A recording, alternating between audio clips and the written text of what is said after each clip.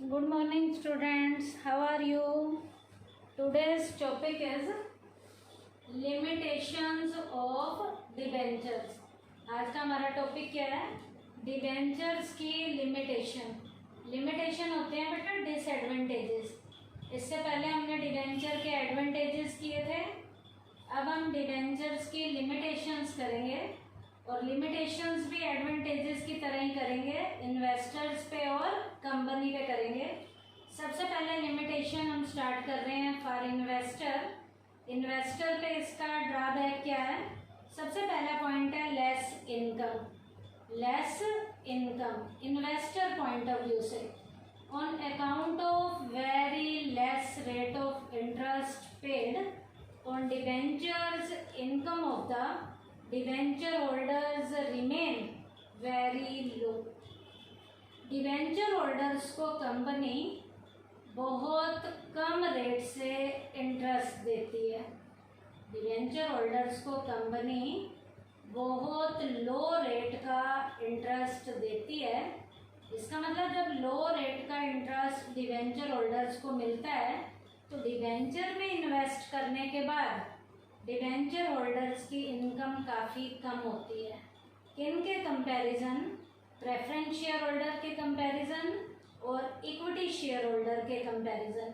Preference share holders को भी profit में से फिक्स रेट का डिविडेंड दिया जाता है जो इंटरेस्ट से ज़्यादा होता है, और इक्विटी शेयर होल्डर्स को तो सबको देने के बाद लास्ट में जो कुछ भी बचता है वो सारा का सारा किन के घर में जाता है? इक्विटी शेयर होल्डर के घर में जाता है। तो डिबेंचर होल्डर्स को डिबेंचर में इन्वेस्ट करने के बाद एज अ इन्वेस्टर उनकी इनकम काफ़ी क्या होती है? कम होती है। सेकंड पॉइंट है no participation in management. Debenture holders को कंपनी की मैनेजरियल एक्टिविटीज़ में किसी भी तरीके का वोट डालने का राइट ही नहीं है।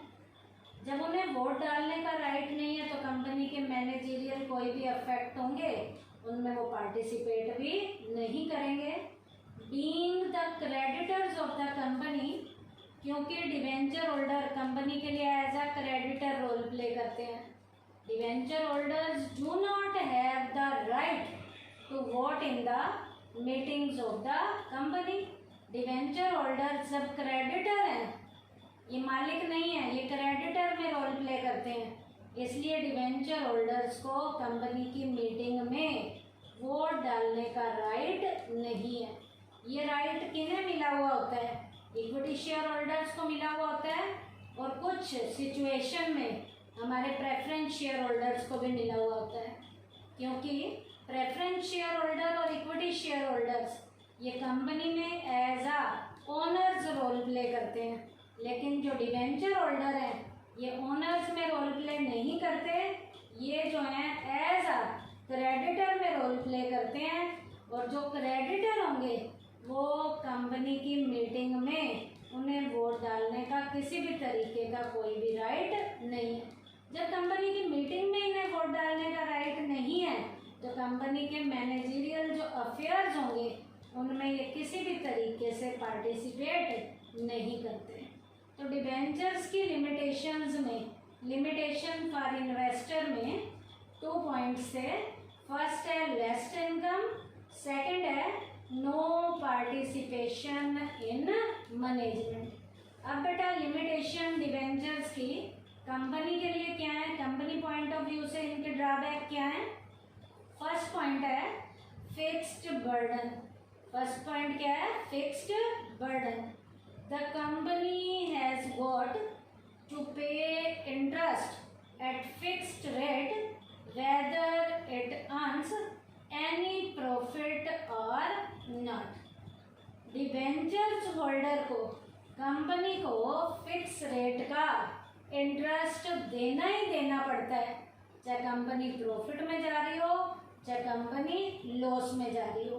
तो इसका मतलब डिबेंचर होल्डर्स कंपनी के लिए एक फिक्स्ड बर्डन में रोल प्ले करते हैं, जबकि कंपनी वालों के लिए ना तो preference share holder fixed burden है और इक्विटी शेयर होल्डर तो बिल्कुल भी बर्डन नहीं है।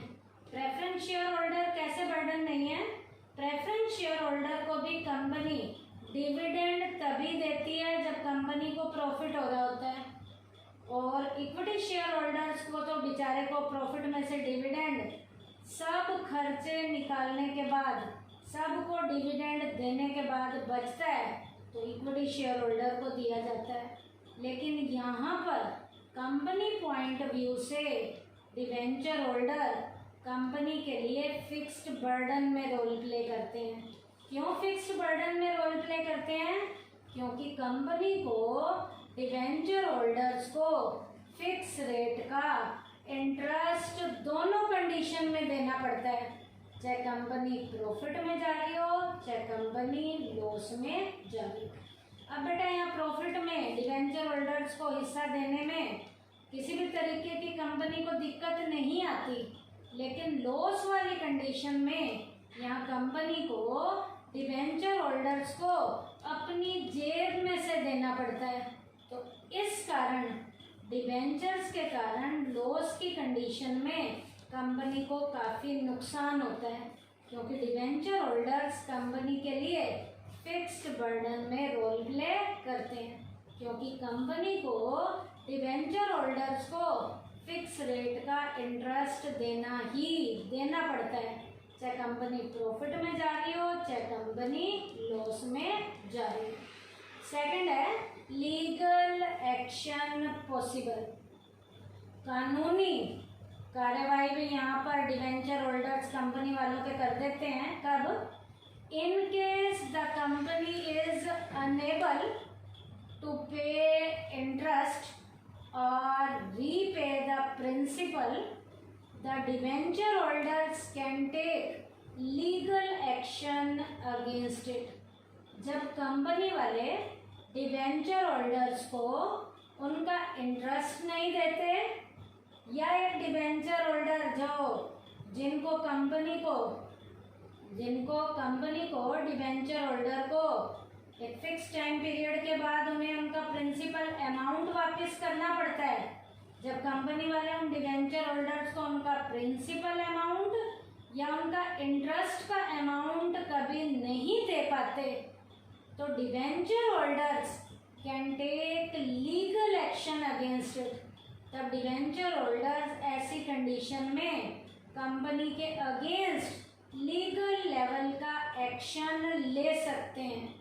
ये राइट भी डिवेंचर होल्डर्स को मिला हुआ है, और ये राइट ना तो प्रेफरेंस शेयर होल्डर्स के पास है और ना ही ये राइट इक्विटी शेयर होल्डर के पास है।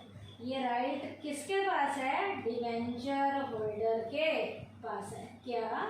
कि कभी भी कंपनी जब डिवेंचर होल्डर्स को उन्हें उनका इंटरेस्ट ना दे पाए या उन्हें उनका प्रिंसिपल अमाउंट वापस ना कर पाए, तो ऐसी कंडीशन में डिवेंचर होल्डर्स कंपनी के अगेंस्ट लीगल लेवल का एक्शन ले सकते हैं।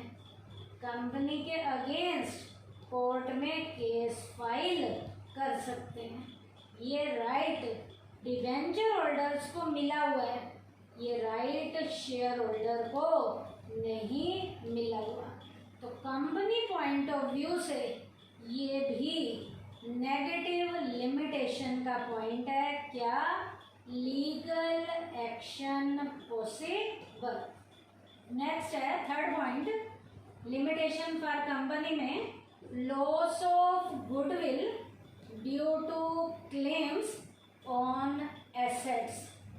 अब बेटा सिक्योर्ड लेवल के डिवेंचर जब कंपनी इशू करती है, तो उन डिवेंचर को इशू करने से पहले कंपनी को अपनी एसेट्स भी गिरवी रखनी पड़ती हैं। If the company issue secure debenture, it has to mortgage its assets. जब सिक्योर्ड लेवल के कंपनी डिवेंचर इशू कर रही है, तो ऐसी कंडीशन में कंपनी को अपनी एसेट्स को गिरवी रखना पड़ता है।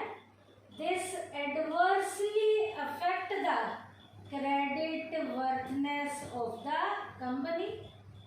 ऐसी कंडीशन में कंपनी की क्रेडिट वर्थनेस की जो पावर है उसके ऊपर नेगेटिव इफेक्ट आता है। कैसे? सिक्योर्ड लेवल के जब डिबेंचर कंपनी इशू करती है तो उसे एसेट्स को गिरवी रखना पड़ता है।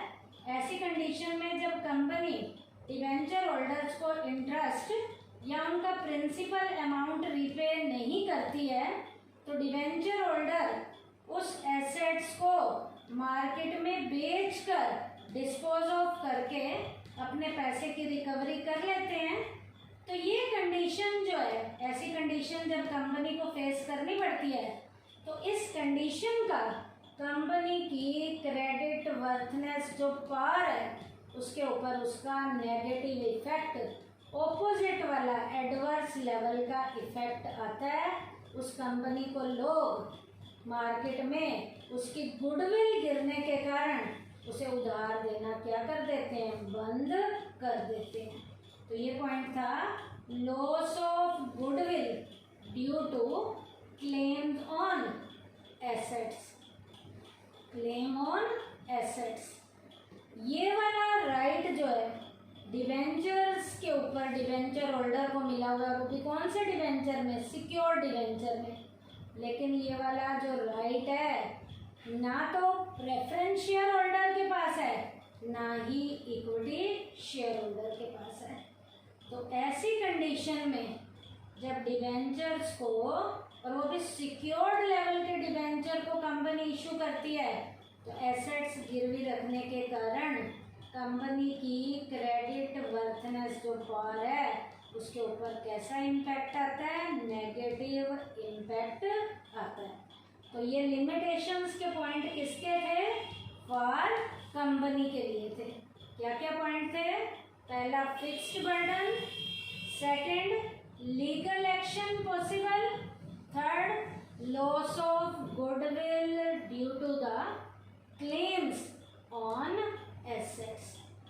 तो बेटा आपको पता भी होना चाहिए कि डिवेंचर होल्डर्स हमेशा कंपनी के लिए हमेशा क्रेडिटर्स के रूप में डिवेंचर होल्डर्स रोल प्ले करते हैं। डिवेंचर होल्डर कंपनी के लिए क्या होते हैं, क्रेडिटर्स होते हैं। और डिवेंचर्स पे कंपनी जो है फिक्स रेट का इंटरेस्ट पे करती है। फिक्स्ड रेट का इंटरेस्ट दोनों कंडीशन में पे करती है, चाहे कंपनी प्रॉफिट में हो चाहे कंपनी लॉस में हो।